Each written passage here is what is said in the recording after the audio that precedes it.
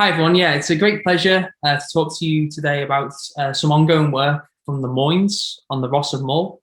And hopefully by the end of this talk, I can convince you that these rocks present evidence for a previously unidentified crustal thickening event affecting the Scottish Cleddonites. So here's a photograph of the Ross of Mull from Iona, showing that sometimes Scotland can be paradise for field work. You wouldn't really think that would be Scotland, but yeah. So moving on, so the Scottish Cleddonites formed by closure of the Iapetus Ocean and three-way collision between Avalonia, Laurentia and Baltica. This resulted in firstly the collision with the Midland Valley arc northwards into the Grampian terrain, which resulted in the Grampian orogeny. And immediately prior to this, we had ophiolite abduction. Then we had the Buchan metamorphism between 490 and 480 million years. And then the classic Grampian orogeny, which is crustal thickening events associated with the type locality of Barovian metamorphism, which affected the Dalmatian between garnet grade up to kyanite, silicate grade between 470 to 460 million years. And then what we can see is that there's also these 450 million year ages dotted around the Moines, which have recently been identified by Anna Bird's studies on lutetium hafnium and Sumerian neodymium in garnet. So this basically is dotted all through the Moines, but has been poorly unconstrained what the metamorphic conditions are associated with this 450 million year age, which would be the focus of this talk. And this is followed by the Scandian orogeny, interpreted to be results of collision between Laurentia and Baltica between 440 and 425 million years, which resulted in another phase of Barovian metamorphism, which primarily affected the most northerly Moines in Sutherland, and then was followed by thin-skins, tectonics, fold thrust belts associated with the Moine thrust, verging towards the northwest, and then transition to transtension associated with the Great Glen Fault between 430 and 420 million years, and then extension after 420 million years. So the Ross of Mull is just down here, which is where I'll be talking about. And so a summary of the PT conditions of the Moines. They are very, very polymetamorphic. They experienced this earlier Nordartian metamorphic event, which reached about garnet grade, 7 kilobar, 550 to 600 degrees, in the southwest parts of the Moines, which has been variably overprinted by the Grampian event between 460 and 470 million years, which reached about 8 to 9 kilobar, and is represented by this red curve here, by some work by Catherine Cutts et al. And then you have this 450 million year Grampian 2 event, which is seen regionally but largely unknown PT. And then this is very, very different to the Scandian ages we see in the north, which also reached between 8 and 9 kilobar, 600 degrees, followed by heating during decompression to about 700 degrees and 6 kilobar, associated with transition from kyanite to silicate in Sutherland. So what this 450 million year age represents, and whether it was a regional crustal thickening event is the motivation behind this study.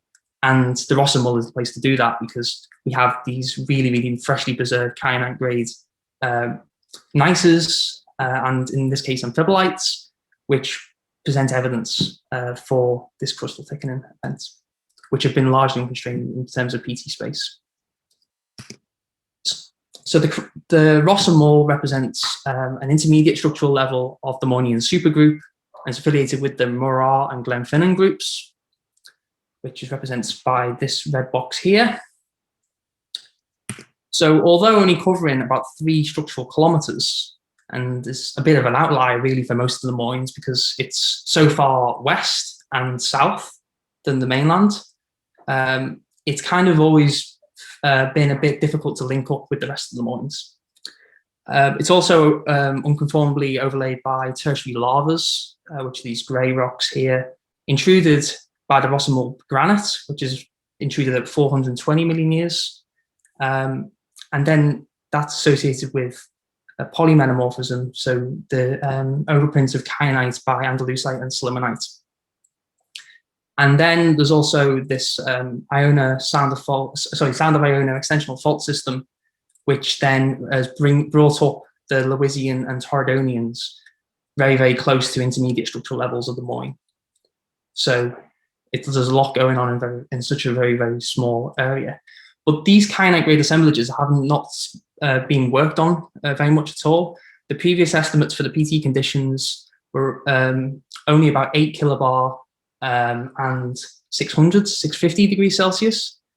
But that was very, very minimal PT work done on those. The main focus of the study by John Wheeler was looking at the disequilibrium affiliated with the Ross and Mull contact aerial. So this was the motivation behind this study. So what we can see in the field is very, very nice kyanite-grade assemblages overprinted by andalusite and also silimonite. So it represents one of the only places in the world where we see all three aluminosilicate polymorphs in one location. So the pink is the silimonite growing on kyanite. But then also affiliated with these rocks are also some Garnet-Amphibolites.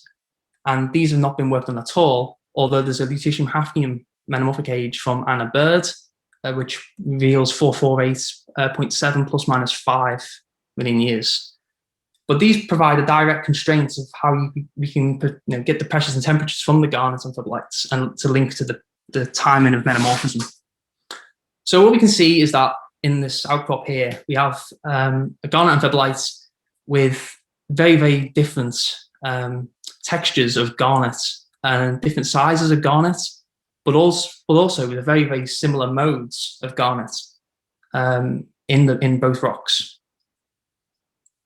And one explanation for this might be having more ilmenite in the rocks with more garnet, so you'd be able to nucleate more garnet. But yeah, I use these rocks to model for the PT. What we can see in terms of the thermobarometry is that it's at about 10 to 11 kilobars and between about 640 to 740 degrees Celsius. So here's a garnet profile from the amphibolites. So the garnet chemistry is actually very, very similar between the large garnets and the small garnets. The bulk rock compositions are very, very similar. It's just literally just garnet size distribution that's different.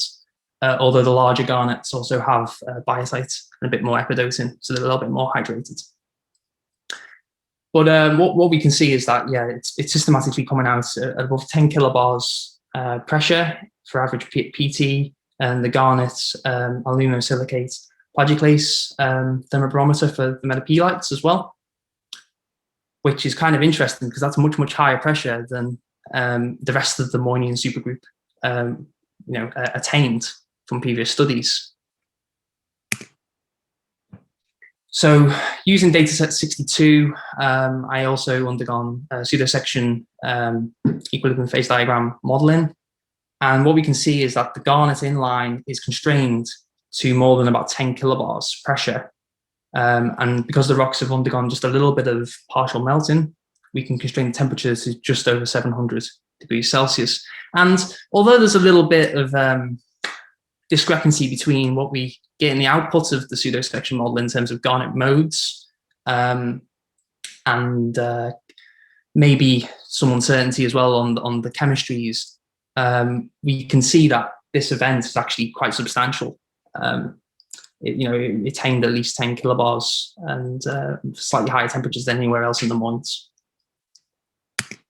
So some comparison to dataset 55 is that we get the same result basically, even if we include manganese in the bulk rock composition for modeling. So these are some outputs from Terek Domino, and on the right we can see the garnet volume predicted, which is about 15% for the rocks we see, and this is basically at around these PT conditions between 10 and 12 kilobar, 700 to 720, 730 degrees Celsius.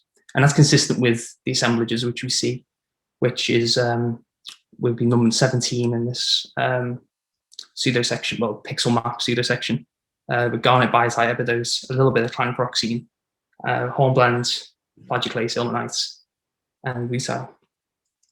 So there's sort of consistency here that this event is actually quite substantial. So the existing geochronology, well, Anna Bird dated this rock, which is exactly the same as the rock I've modeled, without actually really realizing the, I guess, the importance for the garnet grown in these amphibolites. And yeah, this kind of nicely constrains that we must have had 10 kilobar metamorphism happening at about 448 million years, which has been referred to as the Grampian II event. So this also means from Mull that we have to decompress the rocks from between 10 and 11 kilobars, that's 660 to 740 degrees Celsius, down to about 3.5 kilobars, which is associated with the intrusion and contact aerial, within 30 million years. And this implies that we must have exhumation rates of about 1 kilometer per million years, followed by the isobric heating associated with the transition from kyanites and andesite to slumnites. And this is wildly different to any other PT path, which is the rest of the Moines experience. And therefore, I sort of infer that it might be the most important crustal thickening event affected the Scottish caledonites that we see. And also what it also means is that because we get in the spectrum of ages from 470 million years in the Moines all the way down to 415 million years, is that actually, is it separate metamorphic events, or is it just a continuous spectrum of underplating of Laurentia associated with the collision with Avalonia? So one exercise I've just done recently is if we restore the Great Glen Fault back to its prior position with an offset of maybe 200 kilometers as a minimum, although estimates may be as much as 1,200 kilometers, we've actually got a substantial distance to impose convergence of Avalonia into Laurentia. And then we will expect long strike diachronous metamorphism, which could explain these ages. However, there's one thing which doesn't really work, is that we have this 450 million year age all over the Moines, and also we experience 470, 460 million year metamorphic events in Sutherland as well. So it's just an idea at this moment in time, but it's maybe something to discuss in the future. So the tectonic implications of this is that either we have one ongoing crustal thickening event, which resulted in diachronous metamorphism, with the central Moines of being buried to the deepest levels and experiencing the highest temperatures, followed by erosion or a slowdown in convergence rate.